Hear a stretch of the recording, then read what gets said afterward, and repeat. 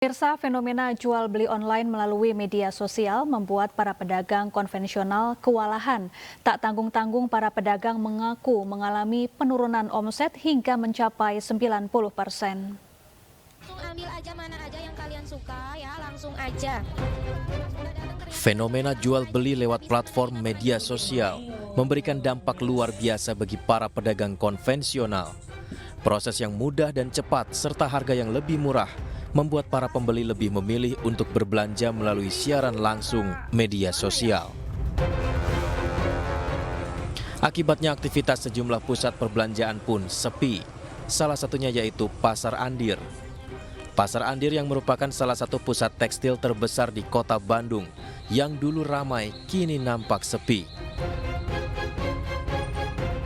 Persaingan harga yang dianggap tidak wajar membuat para pedagang mengalami penurunan omset yang sangat drastis, yaitu hingga 90%. Mulainya ada e-commerce yang lagi viral sekarang, mungkin emang udah ada kurang ya. Jadi untuk dari penghasilan aja juga udah turun banget, yang hari-harinya adalah kayak untuk beberapa orang lewat kayak misal 10 atau berapa pembeli, sekarang satu aja dapatnya udah susah banget kalau untuk sekarang. Ya emang kalau untuk pendapatan emang kurang banget sih, kayak yang misal satu harinya bisa 2 atau 2,5 juta, sekarang buat dapat 100.000 aja emang udah susah banget lah kalau untuk sekarang, kalau untuk zaman sekarang. Hancur sih. Ini faktanya dilihat dari banyak toko yang tutup. Dia tuh nggak kuat, apalagi yang punya karyawan. Nah, setiap hari nggak penglaris, karyawan harus digaji, dan terus kebutuhan dia juga sehari. Nah, itu kan. Sementara itu di Pasar Beringharjo, Yogyakarta, terlihat banyaknya kios yang sudah tidak terpakai. Hal ini merupakan dampak dari kalahnya persaingan para pedagang konvensional oleh digital, sehingga mengharuskan mereka gulung tikar. Selain itu, beberapa kios yang dulunya menjual pakaian, kini sudah beralih fungsi menjadi gudang toko sembako. Para pedagang konvensional berharap pemerintah membuat regulasi terkait harga di pasar online, sehingga membuat persaingan harga lebih sehat. Dari Bandung dan Yogyakarta, Ervan David, Gali Wisma, iNews melaporkan. Ya, pemerintah berencana memperketat aturan TikTok sebagai e-commerce. Aturan ini untuk melindungi pedagang UMKM karena mereka kesulitan bersaing. Harga yang ditawarkan e-commerce jauh di bawah harga pasar. Ambil aja mana aja yang kalian suka ya, langsung aja. Perkembangan teknologi memudahkan penggunanya, perlahan platform media sosial melebarkan sayapnya dan memfasilitasi transaksi jual beli dalam satu aplikasi. Salah satunya media sosial TikTok yang merambah dunia e-commerce. Pedagang pun dibuat kewalahan. Pemerintah melalui Kementerian Perdagangan berencana melarang platform TikTok untuk menjalankan bisnis media sosial bersamaan dengan e-commerce. Praktik penggabungan bisnis ini berpeluang menciptakan monopoli perdagangan. Pedagang UMKM akan kesulitan untuk bersaing lantaran harga yang ditawarkan di e-commerce jauh di bawah harga pasar. Yang bikin pedagang-pedagang di online ini mati atau pedagang-pedagang di offline ini mati gitu ya, karena harganya yang di online ini kan benar-benar murah ya, di bawah harga pasar gitu. Jadi customer berubah. Nah menurut saya Mbak, sebenarnya solusinya adalah memang perlu direvisi, kalau nggak salah udah ada tuh kebijakannya ya, peraturan Menteri Perdagangan gitu ya, Permendak 50 tahun 2020 tentang perdagangan melalui sistem elektronik. Nah sebenarnya ini yang perlu disempurnakan menurut saya. Undang-undangnya udah ada, cuma mungkin belum, masih ada celahnya gitu. Celahnya adalah menurut saya masih banyak pedagang-pedagang di luar negeri yang barangnya itu masuk tanpa melalui bea, tanpa melalui bea masuk. Nggak kena bea, nggak kena pajak, masuk-masuk aja gitu. Dan menurut saya itu jelas-jelas berpikat ya. Saya sih sebenarnya solusinya bukan menolak, tapi regulasinya yang dilengkapi gitu. Tak sedikit pedagang UMKM yang mencoba peruntungan dengan berjualan di platform TikTok. Inilah, India pun berani menolak TikTok misalnya, kenapa kita enggak? Gitu. Amerika juga melarang TikTok misalnya untuk enggak, jualannya boleh, tapi enggak boleh disatukan dengan media sosial. Nah di kita media sosial dia juga jualan. Nantinya, pemerintah juga akan mengatur cross-border commerce, di mana retail luar negeri tidak boleh menjual produknya langsung ke konsumen. Tim Liputan iNews melaporkan.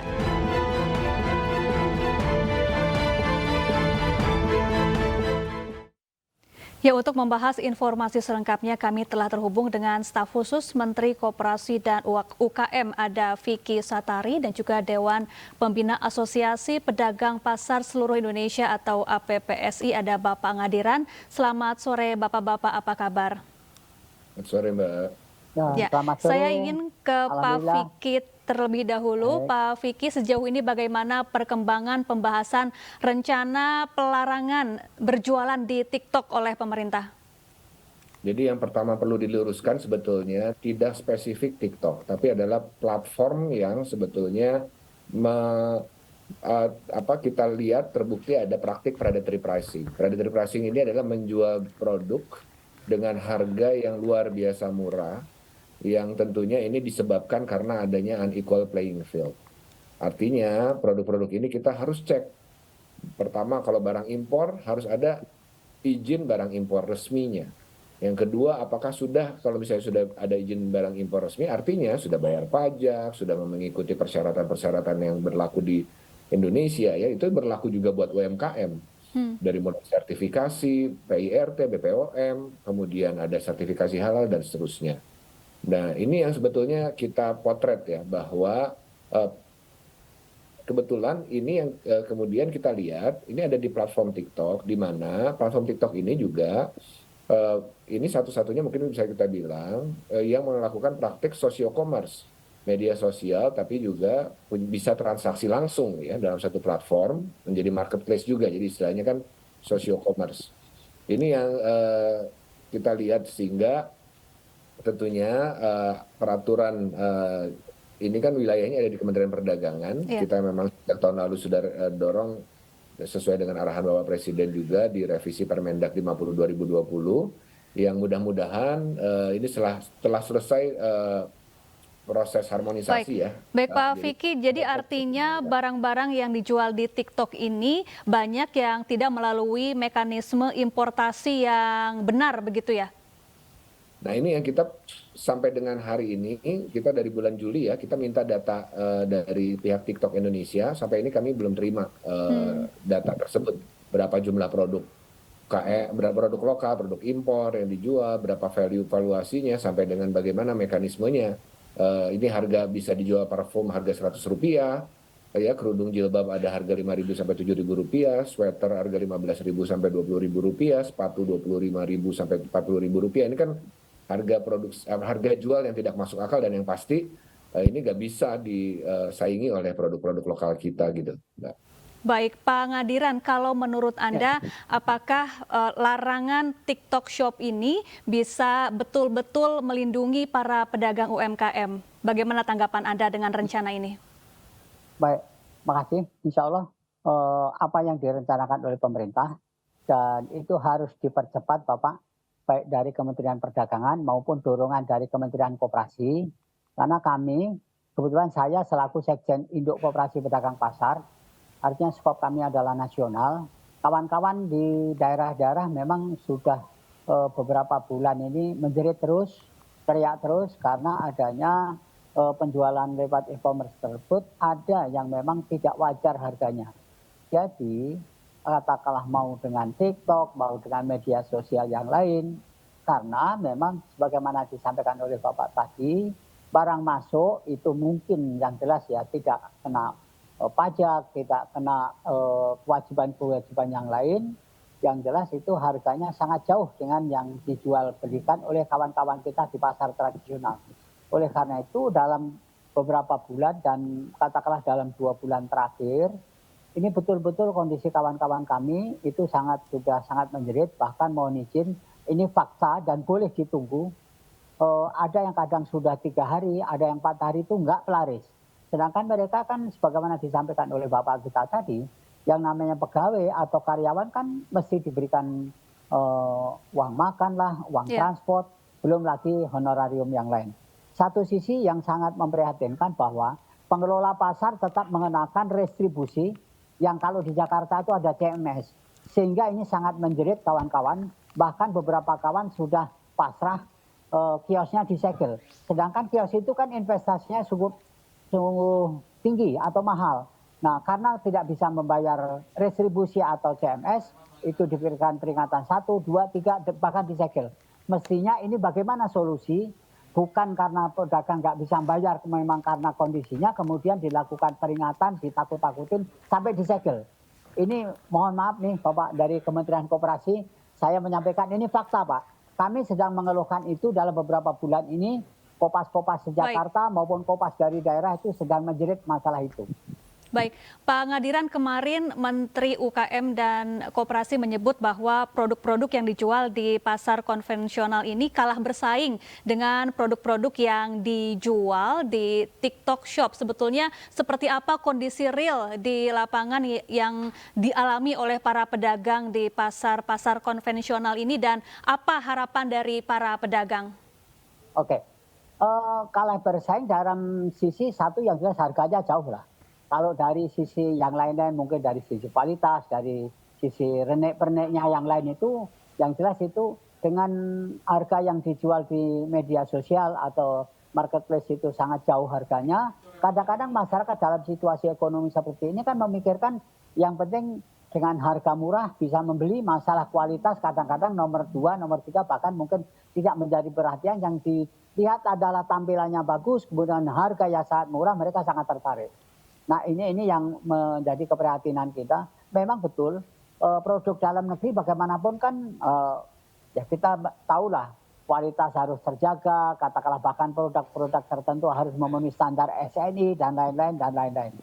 Nah oleh karena itu memang kami berharap betul kepada Bapak yang pejabat yang kompeten, baik melalui Kementerian Perdagangan, Kementerian Koperasi maupun dari Menko Ekuin dan yang lain untuk melakukan perubahan, untuk melakukan aturan main agar supaya ini tidak mematikan kami-kami pedagang yang ada di pasar tradisional. Baik, Pak Vicky, tadi Pak Ngadiran berharap para pedagang bisa mengubah aturan main dalam berjualan di e-commerce, salah satunya di TikTok Shop. Sejauh ini seperti apa solusi yang tengah disiapkan oleh pemerintah? Ya, tentunya tadi ya kalau kita lihat apa yang akan kita coba dorong di revisi Permendag 50, yaitu pertama adanya pembatasan harga minimal bagi produk cross border impor menjadi $100. Jadi barang-barang yang lebih murah dari $100 ketika importasinya melalui cross border itu dilarang. Yang kedua, mewajibkan semua produk barang impor ini dicantumkan izin barang impornya. Jadi barang-barang yang harganya murah tidak masuk akal tadi kan sebetulnya kita indikasikan ini kan produk-produk ilegal. Ya, sulit untuk bayar logistiknya aja udah berapa dari luar negeri ya. Belum bayar biaya tarif masuknya, kemudian ada bayar pajaknya sampai dengan sertifikasinya. Kemudian mewajibkan seluruh produk masuk ke Indonesia ini mencantumkan keterangan negara asal, origin ya, bukti importasi termasuk dengan keterangan berbahasa Indonesia. Jadi ini yang kita dorong, penyedia platform lokal pasar juga dilarang menjual produk miliknya sendiri atau hybrid ya disebutnya. Dan kita ingin dorong ada pengutamaan produk-produk lokal di platform mereka. Baik, terima kasih Pak Vicky Satari dan juga Pak Ngadiran telah bergabung di iNews Sore. Semoga ditemukan solusi yang tepat yang bisa memberikan win-win solution bagi para pedagang di e-commerce maupun pedagang konvensional. Terima kasih.